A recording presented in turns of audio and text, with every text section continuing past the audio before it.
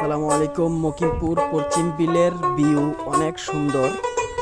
আপনারা যারা আমাদের এই ভিডিও লাইভ দেখতেছেন সবাইকে স্বাগতম। মকিমপুর ও পশ্চিম বিলে আসবেন।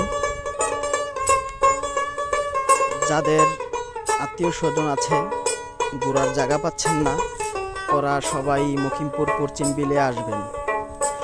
স্বাগতম।